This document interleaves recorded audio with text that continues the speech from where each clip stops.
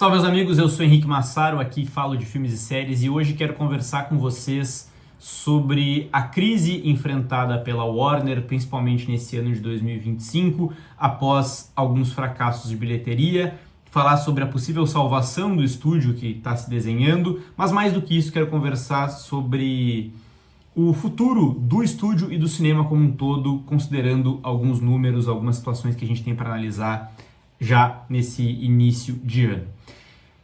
Eu confesso para vocês que o que motivou esse vídeo são algumas coisas que eu tenho lido desde alguns fracassos que a Warner vem acumulando. Dois, para ser mais específico. O de Mickey 17, o último filme do Bong Joon-ho, e principalmente The Alto Knights, Máfia e Poder, filme dirigido pelo Barry Levinson, protagonizado pelo Robert De Niro, escrito, roteirizado pelo Nicholas Pileggi, histórico roteirista de Hollywood, de filmes como Os Bons Companheiros e Cassino. Um filme que eu fui uma das poucas pessoas que gostou, mas entendo muito as críticas negativas e principalmente, mais do que a avaliação da crítica, o péssimo resultado de bilheteria que The Alto Knights teve. Tenho lido muito sobre isso. Isso me fez refletir muito sobre o futuro do cinema de gênero, principalmente desses bem mais nichados, que já foram muito sucesso, como o gênero gangster, que eu gosto tanto, os filmes de máfia. O que esse fracasso representa, e eu acho que eu tenho algumas respostas para trazer para vocês. E principalmente, depois das últimas coisas que eu andei lendo, li recentemente um perfil gigante que foi publicado essa semana na New York Magazine, escrito pelo Michael Wolff, jornalista e escritor, sobre o David Zaslav, CEO, o grande nome à frente da hoje Warner Bros. Discovery. Uma figura muito controversa de Hollywood que tem ou tenta ter, como bem mostra o perfil, muitas características do antigo magnata de estúdio, uma figura que não é mais tão presente e ele tenta trazer muito dessas características, mas que ele também é um cara muito dos números, enfim. Vamos falar um pouco sobre tudo isso, tá? Eu quero trazer muito mais para esses casos aqui e para falar sobre o futuro da Warner e a crise que eles estão vivendo. Começando aqui, rapidamente falando sobre o primeiro desses fracassos, de certa forma, de bilheteria, que foi o de Mickey 17. Mickey 17, existia uma grande expectativa, era o novo filme do Bong Joon-ho depois do Oscar, o primeiro longa dele depois de ter sido multipremiado. 6 anos depois, saindo esse filme, o filme com Robert Pattinson, um orçamento de 118 milhões de dólares, considerado alto. O filme era uma expectativa de muita gente, mas ele começa a ter seu lançamento adiado várias vezes pela Warner, uma discussão a respeito do corte final também, o que mostrava que a Warner não tinha uma expectativa muito grande para esse filme, não era algo que eles pensavam tanto que teria um retorno de bilheteria. E de fato, o filme arrecadou 40 milhões de dólares nos Estados Unidos e 110 ao redor do mundo.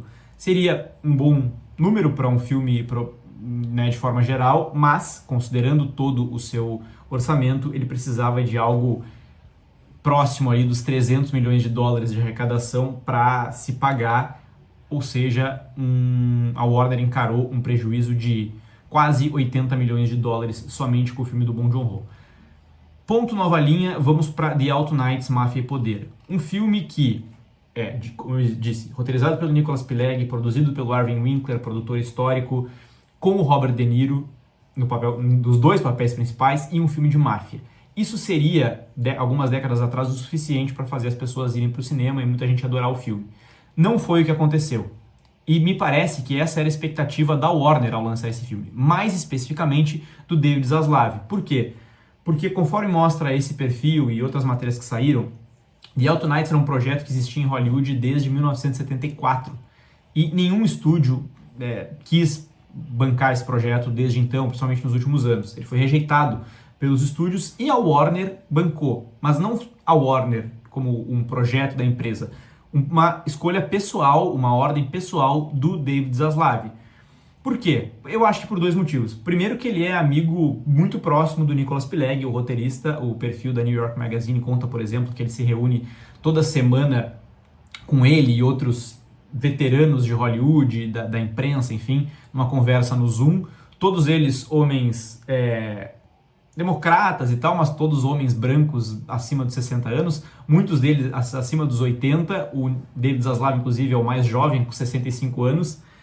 Por essa amizade eu acho que ele tem com ele, mas também por um certo saudosismo que ele tem com uma outra época de Hollywood. Isso faz, eu acredito, pelo que a gente tem de informações, ele querer bancar The Autonights e talvez até acreditar que isso seria suficiente para levar o público para o cinema.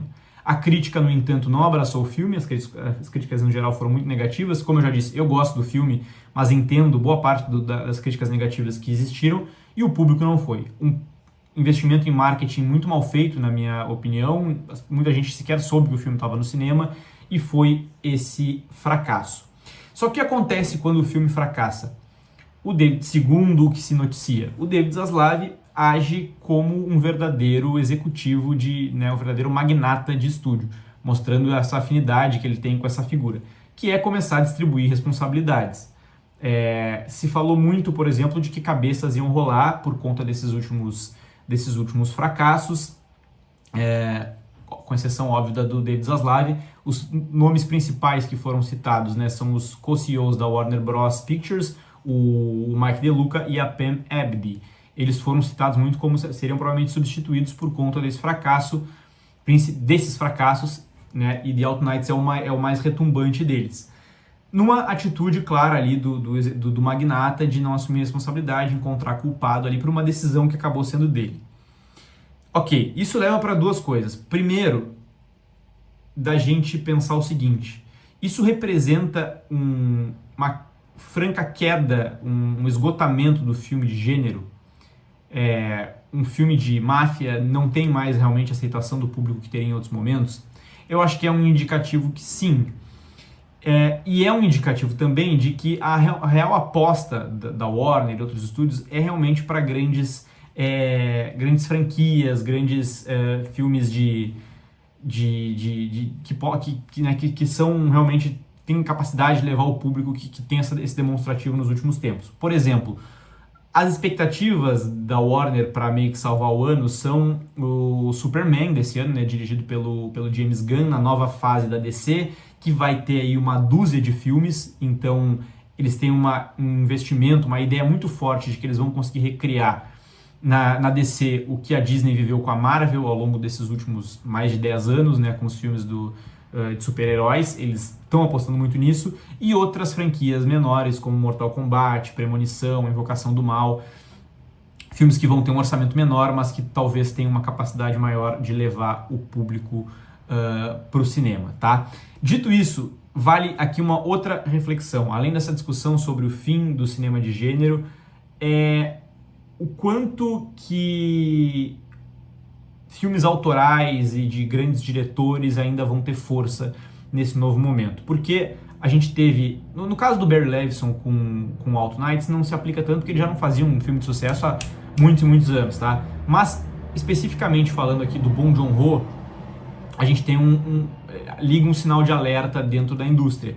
Porque, por exemplo, mostra que isso é um projeto arriscado. Muito menos arriscado do que Superman, do que as franquias menores que eu mencionei. E o grande desafio da Warner nesse sentido esse ano é com 2 outros filmes principalmente que vão sair agora. Um deles acabou de sair e o outro que ainda vai sair. O que acabou de sair é o Sinners, Pecadores, do Ryan Coogler, filme que eu adorei, já publiquei crítica aqui no canal. Um diretor autoral e que tem capacidade de levar público. A Warner tem uma expectativa de que ele seja um pouco da figura que foi o Christopher Nolan ao longo dos últimos anos, e que eles inexplicavelmente perderam para a Universal, né, e viram ele ganhar o seu Oscar com Oppenheimer em 2024, né, com outro estúdio, depois de uma longa contribuição com a Warner. Eles têm no Ryan Coogler, esse diretor, uma expectativa de que isso possa acontecer. Esse primeiro fim de semana vai ser um termômetro muito importante para isso. Né, eles estão mirando uma estreia. O filme custou $90 milhões aproximadamente, e eles estão mirando que consiga uma estreia de 45 milhões. Isso vai ser, se bater essa meta, pode ser um indicativo positivo. Mas além dessa aposta, né, com Sinners, a Warner tem também esse ano um filme de um outro diretor muito autoral, que é o Paul Thomas Anderson, um cara muito prestigiado, muito bem elogiado, tem sua base de fãs, mas não é alguém que por si só vai levar as massas para o cinema como alguém fazendo um filme de herói. Ele vai fazer, né, o One Battle After Another, filme com Leonardo DiCaprio, que eu estou aguardando bastante também, mas que e aí que se torna arriscado, são filmes que têm um orçamento alto. Se Sinners teve $90 milhões, o One Battle After Another conta com um orçamento de 140 milhões de dólares. Então é mais caro ainda que o filme do Bong Joon-ho, né, que o Mickey 17. Então, assim, são apostas e lançamentos que vão ser bem arriscados no calendário. Em meio, claro, a esses filmes em que eles acreditam que pode salvar, né, de franquias maiores e tal. Dito tudo isso, voltando àquela questão que eu falei, esses lançamentos vão significar as cabeças rolando dos executivos da Warner. Nos últimos dias saiu uma longa entrevista com esses dois, né, com o Mike DeLuca e com a Pam Abdy no Deadline, uma entrevista bem extensa, em que o Deadline coloca que houve um certo exagero nas notícias publicadas falando de que demissões aconteceriam, demissões que foram negadas e tal, que estava havendo uma certa uma espetacularização disso e que não era bem assim. Eles também se mostram muito seguros, aparentemente, quanto aos seus empregos. Não parece que isso de fato vai acontecer, mas muito por conta de um sucesso que acabou vindo salvar, né, o estúdio no meio de tudo isso que eu tô falando, que foi o filme do Minecraft. Finalmente agora falando sobre o que está salvando a Warner nesse momento. A Warner que tem apenas tem 75% de participação no filme do Minecraft, o filme Minecraft, e a Legendary tem 25%. Foi uma estreia gigantesca o filme, né, protagonizado pelo Jack Black, superou Barbie, inclusive, né, maior lançamento do ano, a gente pode dizer assim. Um filme que custou 150 milhões de dólares, teve realmente um orçamento alto, mas ele já abre domesticamente com 162,7 milhões de dólares de bilheteria e já arrecadou mundialmente quase 570 milhões de dólares ao redor do mundo, o que torna ele realmente um grande lançamento e faz com que, talvez indiretamente, enfim, a Warner ganhe um fôlego nesses seus lançamentos ao longo do ano. Ainda é um ano muito difícil, muito complexo, porque a gente pode ver do estúdio por conta desses filmes mais autorais e tal, mas Minecraft realmente é um filme que vem salvando muito, os executivos dizem que esperavam e tal, mas de forma geral, na imprensa e tal, existe uma surpresa grande do que esse filme conseguiu logo de cara e realmente vem para dar um novo fôlego pro estúdio. Mas eu queria terminar com essa reflexão, assim, né? O que a gente pode esperar desses filmes de diretores que a gente gosta tanto? A Warner tem vários deles ali trabalhando com eles. O Ryan Coogler, que eu falei, o Paul Thomas Anderson, que eu mencionei, o Inharrito, a Emerald Fennell, enfim, existem outros que a Warner sempre se vangloriou de ter, né, do seu lado, mas existe um indicativo de que talvez esses filmes não tragam a compensação de bilheteria que se espera. E mais do que tudo isso, o que eu queria deixar de reflexão é assim, os filmes de gênero acabaram.